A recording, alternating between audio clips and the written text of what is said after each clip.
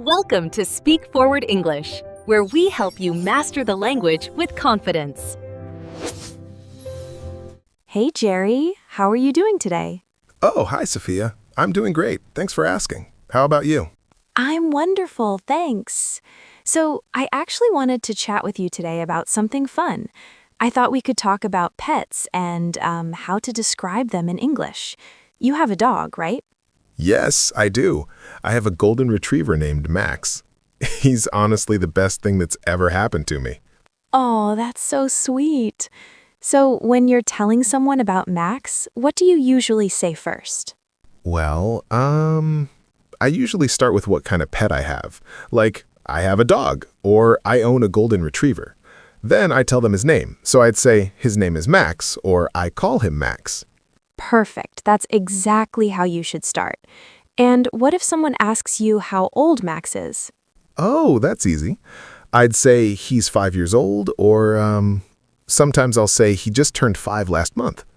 You can also say things like he's still a puppy if the dog is young, or he's getting up there in age if they're older.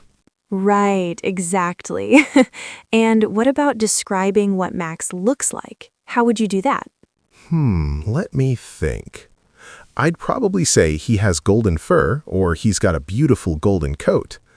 I could also mention his size, like he's a big dog, probably about 70 pounds. Or I might say he's pretty tall and has floppy ears. Those are great descriptions. You can also talk about specific features, like he has brown eyes or his tail is always wagging. Oh yeah, Max's tail never stops. I could definitely say he has a long fluffy tail or his tail wags constantly. Exactly. Now, what about his personality? How do you describe what Max is like as a pet? Oh, that's my favorite part. I usually say things like he's really friendly or he's super energetic. Sometimes I'll say he loves everyone he meets or he's very loyal. Those are perfect examples. You can use so many adjectives for personality, like playful, calm, gentle, protective, curious, or even mischievous if they get into trouble. Oh, Max is definitely playful and energetic. I could say he's always ready to play fetch or he gets excited whenever I grab his leash. Nice! And speaking of activities, how do you talk about what you do with Max, like his daily routine?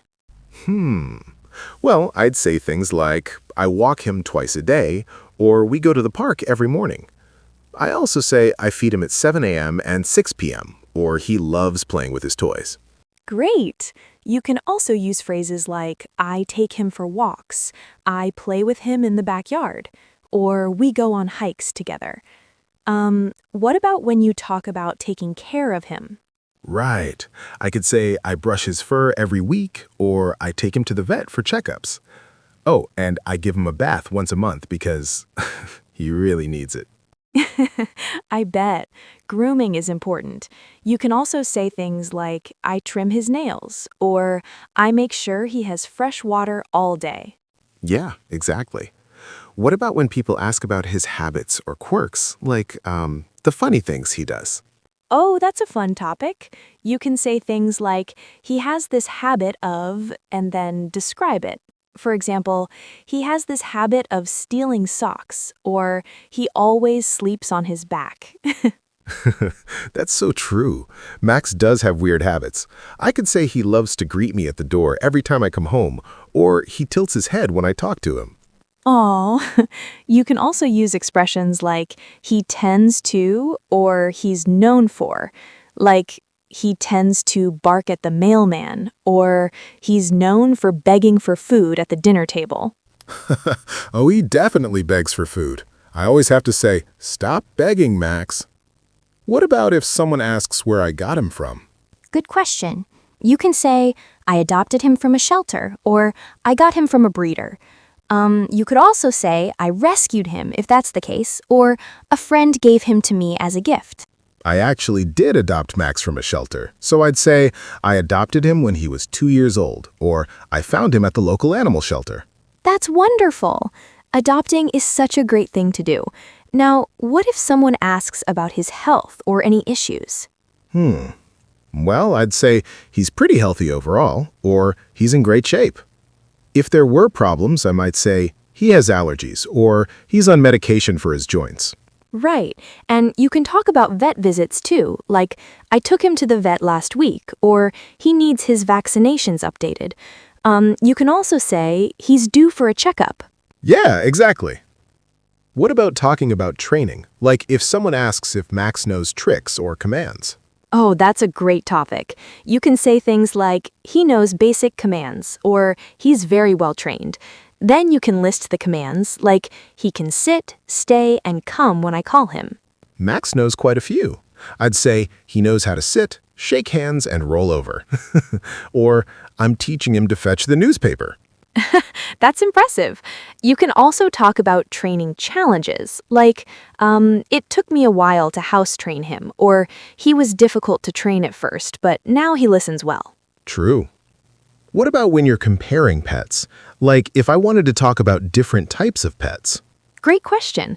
You can make comparisons using words like more, less, or as.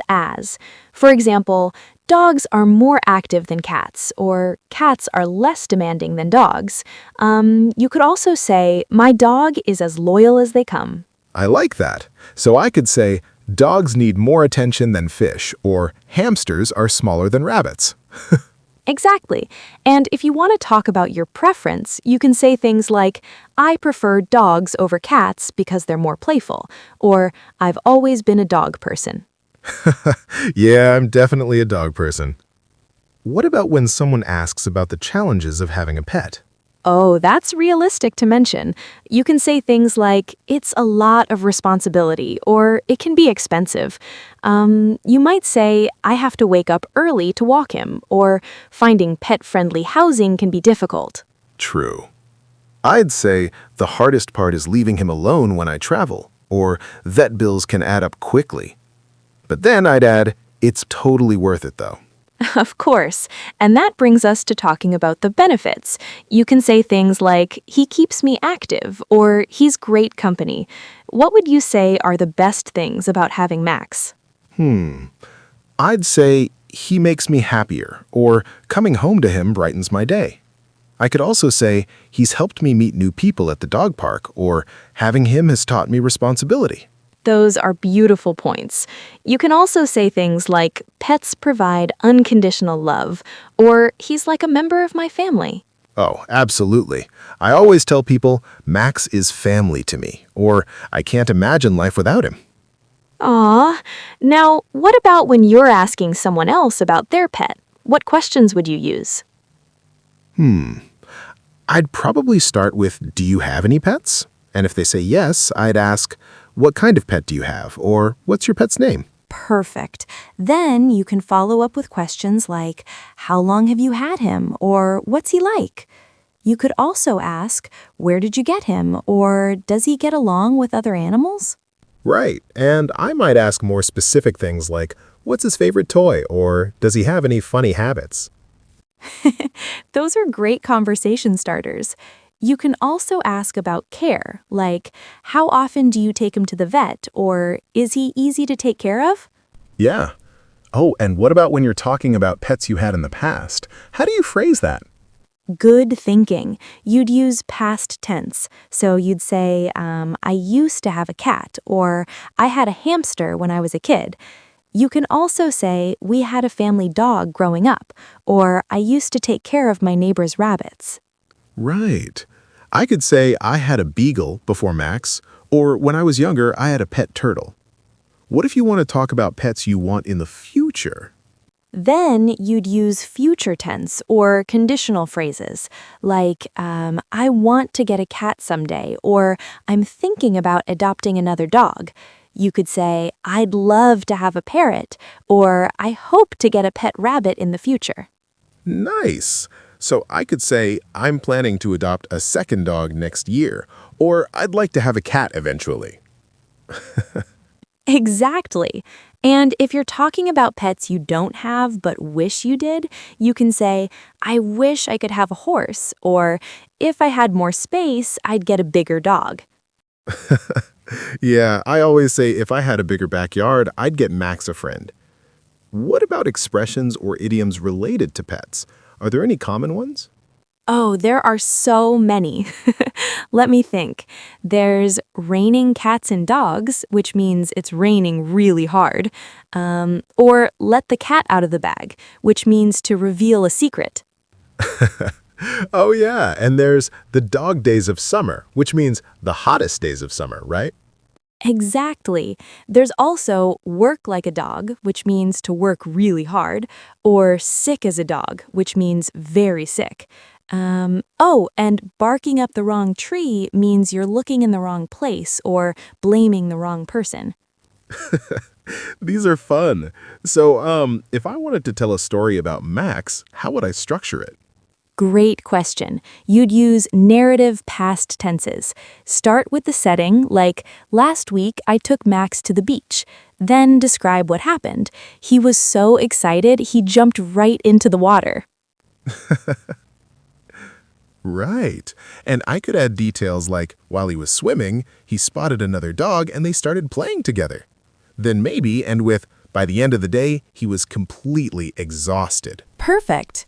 You can also use connecting words like then, after that, suddenly, or eventually to make your story flow better. Like, first we walked along the shore, then he spotted a seagull, suddenly he took off running after it. That sounds just like Max. He's always chasing birds. What about describing pet-related problems? Like if Max did something bad. Oh, we've all been there. You can say things like, he chewed up my favorite shoes, or he dug holes all over the backyard. You might say, I came home to find the trash scattered everywhere, or he had an accident on the carpet. Oh no. I've definitely said, Max got into the garbage again, or he jumped on the couch with muddy paws. But then I always forgive him because he's so cute. Of course. That's the thing with pets. You can also talk about training issues, like he keeps pulling on the leash, or he won't stop barking at strangers. True.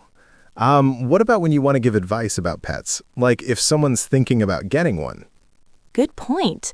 You can use modal verbs like should, need to, or have to. For example, you should research different breeds first, or you need to make sure you have enough time for a pet. Right. I could say, you have to be prepared for the responsibility, or you should consider your living situation, or make sure you can afford the vet bills. Exactly.